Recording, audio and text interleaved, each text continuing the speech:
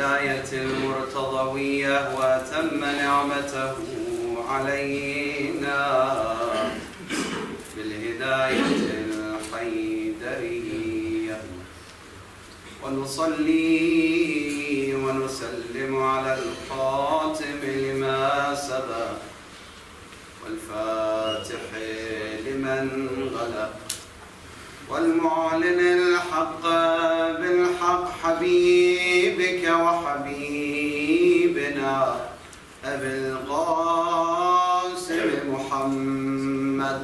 اللهم صل على محمد وآل محمد. صلى الله عليه وعلى أولاده الطاهرين، لا سيما النور على النور، صاحب العصر والأمر والزمان، بقية الله في الأرضين، عجل الله تعالى فرجه الشريف. اللهم صل على محمد وآل محمد. قال الله سبحانه وتعالى في محكم كتابه الكريم: بسم الله الرحمن الرحيم. قال إني عبد الله آتاني الكتاب وجعلني نبيا وجعلني مباركا أينما كنت وأوصاني بالصلاة والزكاة ما دمت حيا. صلوات. اللهم صل على محمد وآل محمد. ليكون حديثنا مخلصا ومخلصا لوجه الله. الثانية صلوات. اللهم صل على محمد وآل محمد. Tout d'abord, tous nos condoléances à notre imam du temps, Sahib al-Asr wa al-Zaman,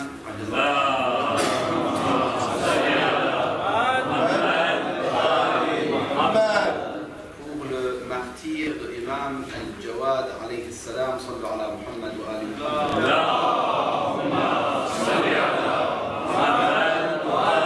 Muhammad.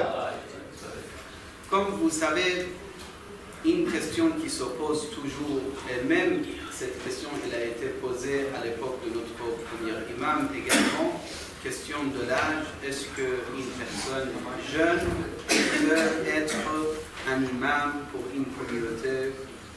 Est-ce qu'un jeune, il peut avoir cette responsabilité pour diriger les vieux, les gens âgés, les sages de la communauté, etc., etc.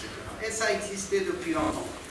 Je n'ai pas beaucoup de temps dans notre Khutbat al-Jum'a, c'est le programme d'essayer d'être bref et vraiment de résumer les idées, mais ça mérite d'être étudié en détail et ça peut être quelque chose de très intéressant si quelqu'un s'intéresse à réunir tous les jeunes rejetés par leur communauté alors qu'ils étaient ordonnés de les suivre. Par exemple, je vous donne un exemple parmi les exemples. Sallu ala Muhammad wa ali Muhammad.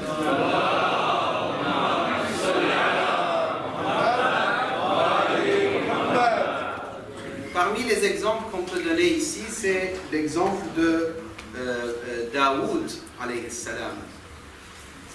Toujours ces questions de pauvreté ou jeunesse ou le fait de ne pas être d'une famille spéciale de la communauté après notre noble prophète, surtout après le martyr de notre noble prophète, question de wilaya de notre premier imam également, qui ont dit mais il est encore jeune, et d'autres raisons également, fihi du'aba, ça veut dire qu'il plaisante un petit peu, il est flexible avec la communauté, il a des choses qui ne sont pas vraiment pour eux des critères valables pour un calife.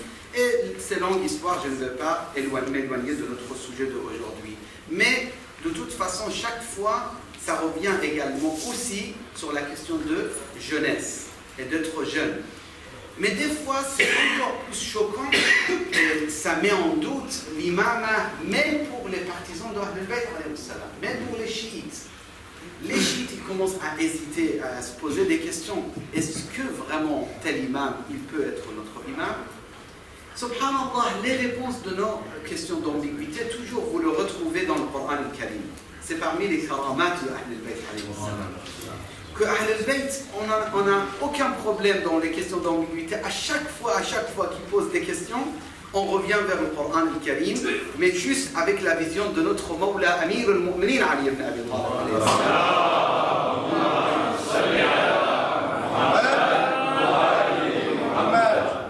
Ça veut dire Hada kitab Allah fastantiquh, faites-le parler. Le Coran, il doit nous faire comprendre quelque chose.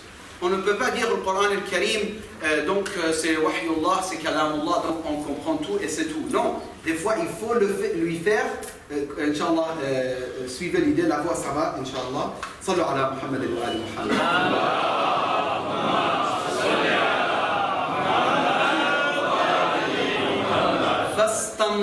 Ça veut dire faites-le parler. Istintar, ala wazn istif'al, ça veut dire faire sortir quelque chose. Comme istinbat, comment on traduit le terme istinbat pour les mujtahid, les grands spécialistes de la jurisprudence ou de toute question canonique? On dit mustanbit al-ahkam. Pourquoi mustanbit? Ça veut dire il arrive à faire sortir, tirer les ordres divins de quoi? Justement de Coran et Sunnah et de Kalam Ahlul Bayt alayhi salam.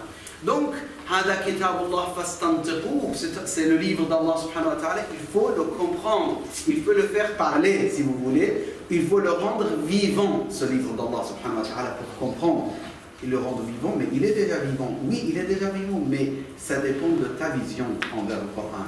Celui qui dit Hasbuna Kitabullah, il a tout de suite détruit l'existence du Coran. Ne me dis pas il a le Coran, il n'a plus le Coran. Parce qu'on a yaftariqa, ça veut dire c'est un ensemble. Tu ne peux pas dire c'est un ensemble, j'enlève une partie, d'accord, mais ça reste le Coran pour moi. Non.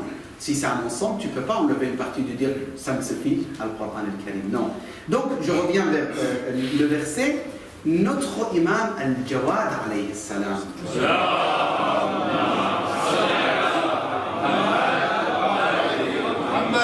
Il avait 8 ans et son père il est décédé. Il est martyr, il est le martyr à l'époque. Il a été tué. L'imam Rada, absolument, on n'a pas d'hésitation. Après, il y a des chiites qui se posent des questions. Est-ce que tous les imams ils étaient vraiment martyrs ou pas? La réponse, rapidement, oui. Mais ce n'est pas le moment de discuter sur ça, parce qu'il y a des gens qui vont sortir des phrases historiques de dire oui, mais tel imam, on n'a pas des arguments, etc. On a des arguments. Parmi les arguments, ma minna illa maqtoul aw masmoum, ça veut dire les imams, les 14 infaillibles ou impeccables, les 14 maçons, tous ils ont été martyrs et ils ont été tués. Donc, 8 ans, Imam al-Jawad, comment c'est possible? C'est l'imam, 8 ans, c'est notre imam, on va le suivre. Qu'est-ce qui se passe et qu'est-ce que ça signifie exactement? Les chiites, ils ont commencé à hésiter et poser des questions sur ce point. Coran al-Karim, tout de suite, il nous donne la réponse. Et l'imam lui-même a donné la réponse, le verset que je viens de réciter pour vous. On a Yahya wa atayna al-hukma sabiyya. On lui a donné le hukm après, c'est à voir comment il interprète les exégètes. Oui, mais le hukm sabiyya, ça veut dire enfant. Et également, un autre verset coranique extraordinaire de l'histoire de Jésus, alayhi salam, et sa maman, quand il était dans les bras de sa maman, ils ont commencé à se poser des questions, ils ont commencé à dire des choses qu'il ne fallait pas dire envers un prophète et une sainte comme Maryam, alayhi salam. Et là, c'est Isa, alayhi salam, qui parle. قال إني عبد الله آتاني الكتاب وجعلني نبيا.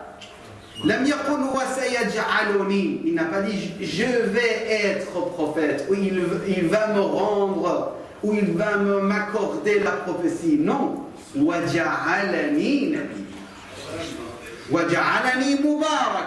Et je suis béni où que je sois.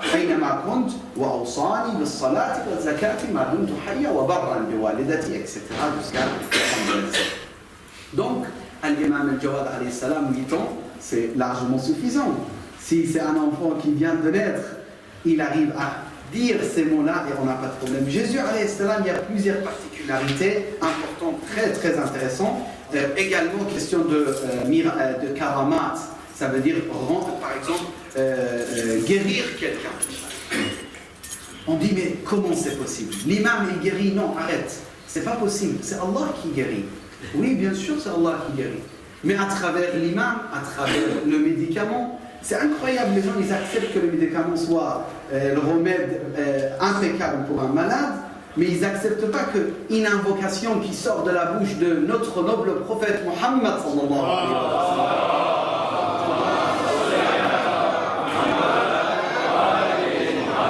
soit considéré comme remède. Et même un médecin aujourd'hui que des fois il ne considère même pas, il ne prend même pas en considération l'existence d'Allah subhanahu wa ta'ala, on se met dans ses mains en disant s'il te plaît fais tout pour me guérir, mais si un ayatollah on va chez lui, on lui demande il dit arrête, tu demandes à ayatollah, pourquoi tu demandes à Allah directement? Donc celui qui est malade, qui veut demander à Allah, il ne doit plus partir à l'hôpital, il ne doit plus voir des médecins. Il doit juste demander à Allah subhanahu wa ta'ala. Mais ce n'était pas le cas. Même notre noble prophète, il ramenait des médecins. Les imams, ils ramenaient des médecins, etc. etc. Sallu ala Muhammad wa ala Muhammad.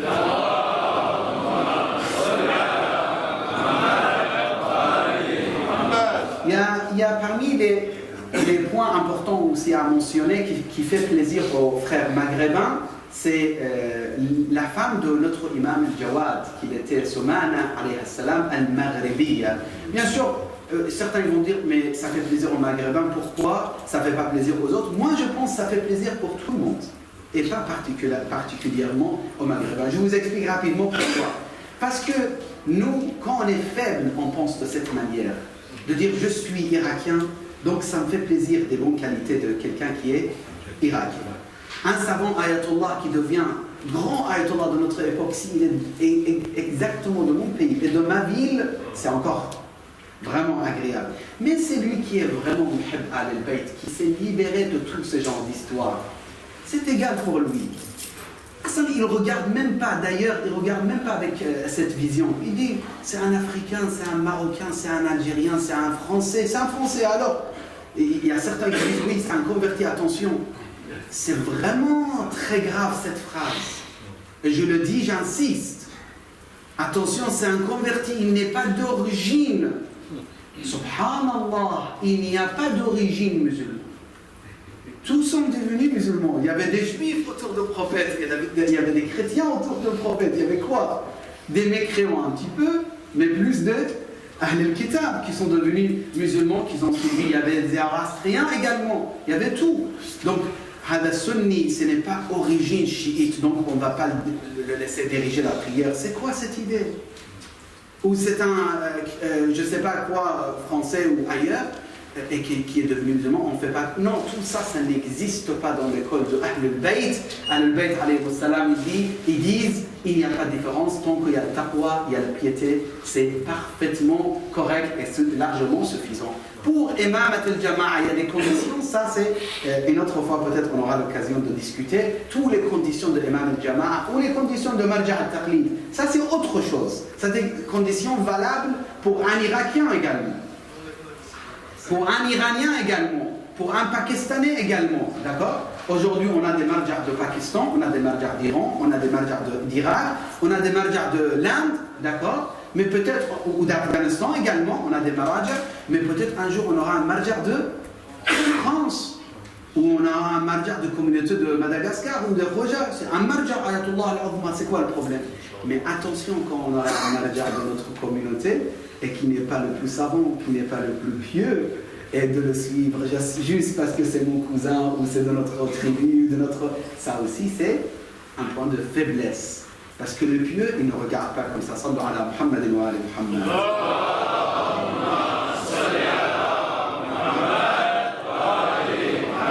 Dernier point pour première khutbah, et je termine première khutbah. Alaqatuhu bil-Shi'a. Notre imam al-Jawad, 8 ans, il a commencé son imam. Mais vraiment, quand c'est imam réel, personne ne peut mettre en doute. Vous savez, le Ma'moun, ça lui fait pas plaisir de mettre en valeur les imams. Ma'moun, il souffrait quand il voyait l'imam Rida aimé par tout le monde. Ma'moun, il avait beaucoup de soucis quand il a vu l'imam al-Rida. Ce n'est pas une bague avec laquelle il peut jouer comme il veut.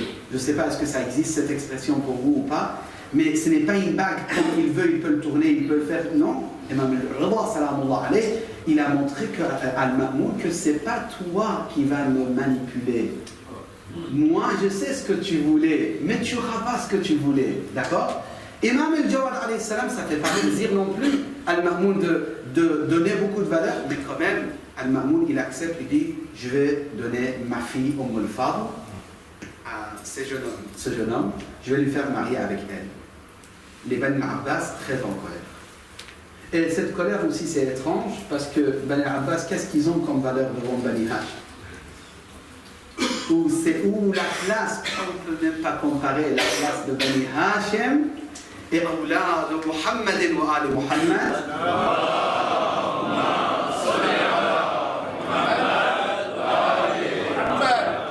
Avec Ben al-Abbas. Ben al-Abbas, c'est les enfants de Abbas, Amm al-Nabi. Avec tous nos respects envers lui, bien sûr, on le respecte, il est devenu musulman à la fin, etc. Mais c'était même pas parmi les premiers musulmans, comme vous le savez très bien, historiquement parlant.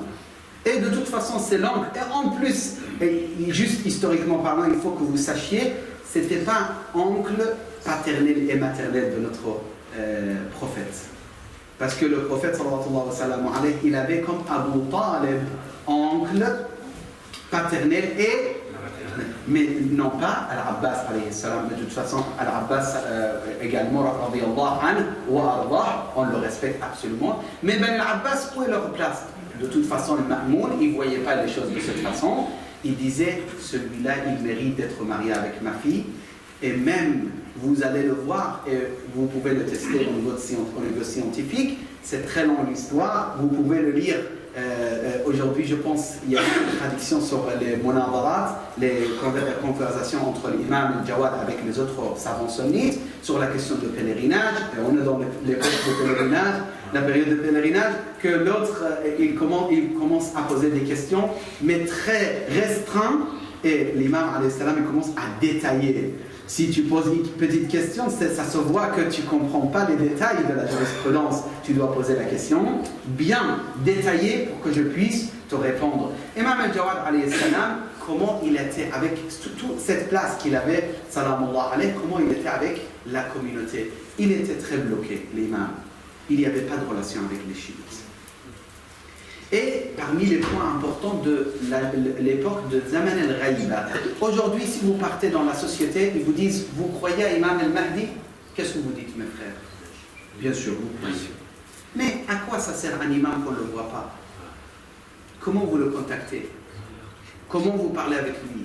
Mais il ne faut pas oublier que, subhanallah, encore une fois, l'histoire a prouvé que l'imam est utile, même s'il n'était pas... Vraiment, on n'avait pas l'accès direct à l'imam. Imam al-Jawad, 63 personnes, ils étaient en contact avec l'imam al-Jawad avec des lettres. Et on a les traces aujourd'hui. On a les lettres. L'imam al-Jawad, il reçoit des lettres, des questions, de la jurisprudence, théologie, dogme, des détails très compliqués pour la communauté de Ahlul Bayt alayhi salam. L'imam, qu'est-ce qu'il fait? Il répond. Il renvoie les lettres. Et là, aujourd'hui, ils ont certaines lettres que jusqu'à aujourd'hui, ça existe. Donc l'imam, c'est vrai, c'était très difficile, mais quand même, il y avait une relation. Comme si c'était une préparation pour la communauté de Ahlul Bayt, qu'un jour, ça arrive, le jour que votre imam du temps, il ne sera pas avec vous. Juste un point, et je termine le premier khutbah. Hadith authentique chez sunnites et chiites, vous le connaissez par cœur. لن يفترقا حتى يرد علي القرآن والعترة. C'est pas sunna. Sunna, c'est pas authentique. Ça, c'est parmi les plus forts arguments pour prouver que l'imam al-Mahdi existe jusqu'à aujourd'hui. Si on n'a pas un imam du temps, on a mis en cause ce hadith. Parce qu'il dit, ils ne seront jamais séparés. Le Coran et Ahlul Bayt jusqu'au chez le prophète sallallahu alayhi wa sallam. Donc aujourd'hui, si on n'a que le Coran et l'imam il n'existe plus, Ça, c'est parmi les arguments les plus forts. كلام كبار أهل السنة. Je laisse pour deuxième خطبة. أقول قولي هذا وأستغفر الله لي ولكم. بسم الله الرحمن الرحيم. قل هو الله أحد الله الصمد لم يلد ولم يولد ولم يكن له كفوا أحد.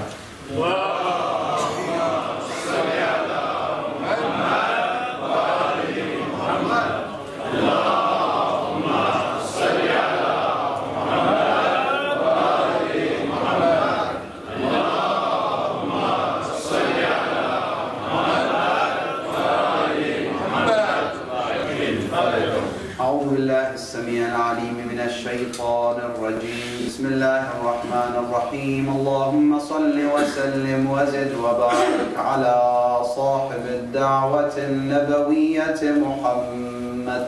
اللهم صل على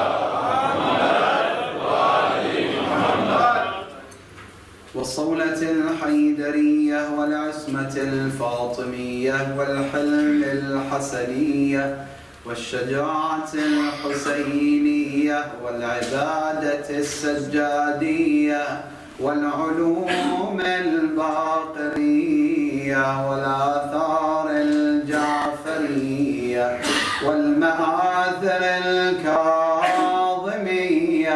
والحجج الرضوية والجود التقوية والنقاوة النقوية والهيبة العسكرية والغيبة الإمامية يعني صاحب العصر والأمر والزمان. اللهم صل على محمد الله تعالى فرجه الشريف وجعلنا من خير أنصاره وأعوانه ومن المستشهدين بين يديه. عباد الله أوصيكم ونفسي بالتقوى فإن خير الزاد التقوى صلوات. اللهم صل على محمد. Dans les 5 minutes qui me restent, je vais rapidement vous mentionner quelques phrases des savants sunnites. Comment ils ont considéré, comment ils ont parlé de notre imam al-Jawad alayhi salam. Vous allez me dire, mais ça ne m'intéresse pas d'entendre. Il y a certains frères, ils ont cette méthode de voir les choses. Ils disent, mais ça ne m'intéresse pas de savoir de toute façon qu'est-ce qu'ils disent. Moi, je crois l'imam. Mais... Oui, c'est vrai. Mais il y a une phrase très intéressante en arabe, on dit « Wal fadlu ma shahidat bihil ».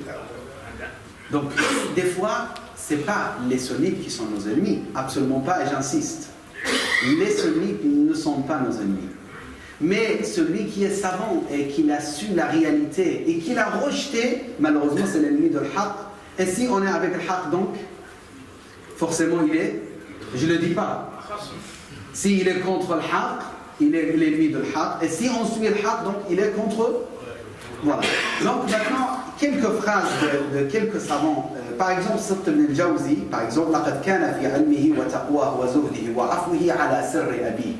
Il parle de piété, savoir et générosité de l'imam alayhi salam. Ibn Hajar al-Haythami, il dit Al-Ma'moun a dit Anta ibn al-Rida haqqa. Tu es vraiment le fils de Rida alayhi salam. Déjà, regardez comment il voyait les choses. Il savait. Moi, j'ai dit, j'insiste. Plusieurs fois, j'ai insisté. C'est pas mon point de vue, mais je crois à ce point. Si vous cherchez l'histoire, les noms de nos imams, les 12 imams, ils sont là en train de briller dans l'histoire des sunnites et des chiites. Celui qui veut voir. C'est pour ça, rejeter les 12 imams, c'est très difficile. Je ne comprends pas comment on peut rejeter. Je ne comprends pas. Parce que c'est des lumières qui brillent chez tout le monde, pas que chez les chiites. Troisième personne, il dit également وَكَانَ الْمَأْمُونَ قَدْ شُغِفَ بِأَبِي جَعْفَرَ. Il était vraiment attiré par lui. Il aimait beaucoup Abu Ja'far al-Jawad alayhi salam. Abu Ja'far, quand on dit, c'est deuxième Abu Ja'far, parce qu'on a Abu Ja'far al-Awwal, Abu Ja'far al-Thani. Al-Thani, c'est l'imam al-Jawad. Pour ne pas confondre, on dit Abu Ja'far al-Thani. Je termine avec le Jahar, qu'est-ce qu'il a dit? Il a dit Inna l'imam al-Jawad huwa al-ashir min al-talibiyyin الذين قال عنهم إن كل منهم كان عالما chacun parmi eux Al-Ja'd, il dit, il était le 10e parmi les Talibiyin, et chacun parmi eux, il était savant et gnostique ou wazahidan wa abidan, adorateur d'Allah subhanahu wa ta'ala, courageux, shuja'an, sakhiyan, généreux, taqiyan, pieux, tahiran, pur. Cet homme, il n'aimait pas beaucoup Ahl al-Bayt. Vous pouvez lire l'histoire. Vous pouvez voir comment il met en cause le courage de Imam Ali alayhi salam même. Ce n'est pas notre sujet, mais quand il parle d'Imam al-Jawad alayhi salam. Imam al-Jawad alayhi salam, je termine avec mon siba, si on aura l'occasion de verser quelques larmes pour Imam al-Jawad et pour avoir Abdullah al-Hussein. Imam al-Jawad alayhi salam et Imam al-Hassan, tous les deux la même chose. À la maison, leur ennemi, ils vivaient avec eux. L'ennemi, des fois, c'est en dehors de la maison. L'homme rentre à la maison, il parle avec son épouse, avec ses enfants. Il dit, je souffre, il y a tel et tel ennemi contre moi. Mais quand l'ennemi il est à l'intérieur de la maison, ce n'est pas facile. Des fois, ta femme, elle t'embête un petit peu, mais ce n'est pas ton ennemi. Maximum, elle te dit, je ne veux plus vivre avec toi. Et toi, en tant qu'imam infaillible, une femme à la maison, elle déteste son mari. Et c'est toujours question de jalousie, nastajiru billah, qu'Allah nous protège. Al-Fadl, qu'est-ce qu'il a fait? Al-Mas'oudi, il dit, je vous lis la phrase exacte et je vous traduis. لقد ندمت الفضل. Mais qu'est-ce qu'il a fait Al-Fadl? لم يزل المعتصم وجعفر بن المأمون يدبرون. المعتصم العباسي et Ja'far, le fils de Ma'moun al-Abbasi, le frère de Al-Fadl, la femme de Imam al-Jawad, ils étaient en train de faire des efforts pour se débarrasser de l'imam alayhi salam. ويعملون الحيل في قتله فقال جعفر لأخته الفاضل لأنه وقف على انحرافها عنه وغيرتها عليه لتفضيله أبي الحسن ابنه عليه السلام فجعلت السم في عنب للإمام. Donc il l'a encouragé, il a insisté jusqu'à ce que al-Fadl, qu'elle était déjà jalouse parce qu'elle n'avait pas d'enfant de Imam al-Jawad alayhi salam, et que l'autre femme, elle avait, Souman al-Maghribiya, elle avait des enfants, elle ne supportait pas ça, elle a mis le poison dans l'Inab. L'imam al-Jawad alayhi salam, il a mangé le raisin de sa femme, et là il a commencé à sentir mal. L'imam, il a commencé à souffrir. Il a fait dua contre cette dame. Mais juste, je termine avec Karbala. Imam al-Jawad alayhi salam, il est tombé martyr, salamullah alayhi bi abi huwa wa ummi. Mais il a été lavé son corps. Il a eu le cercueil, il a eu Tashia al-Janaza. Mais là, yawm ka yawmika, ma Abdullah al-Hussein. Il n'y a pas de jour comme ton jour, Hussein ibn Ali. Comment ils ont fait juste après la mort de Hussein? Ils ont fait marcher les chevaux. Ils ont fait marcher les chevaux sur le corps de Abu Abdullah al-Hussein. Le poète arabe dit wa bi jurd al-khayr.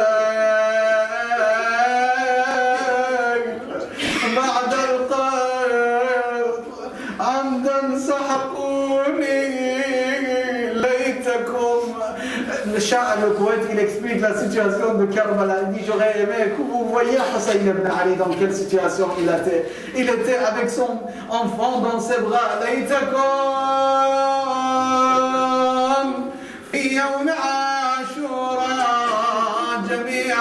On y va avec votre cœur à Karbala, Inch'Allah. Essayez de verser de larmes ici.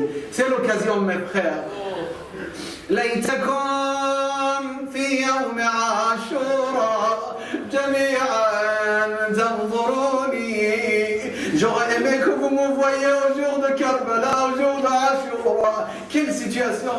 كيف أستصغي لطفلي فأبوا يرحموني. Comment j'ai demandé de l'eau pour mon enfant? Ils ont refusé, mais ils ont donné une flèche dans le cou d'Abdullah al-Radi.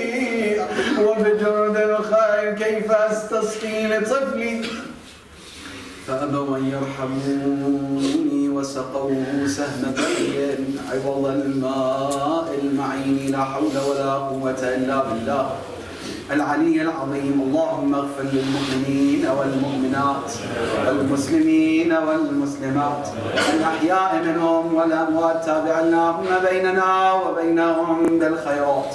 إنك مجيب الدعوات، إنك غافر الخطيئات، إنك ماحي السيئات، إنك على كل شيء قدير. عباد الله، أوصيكم ونفسي بالتقوى، فإن خير الزاد التقوى. صلوات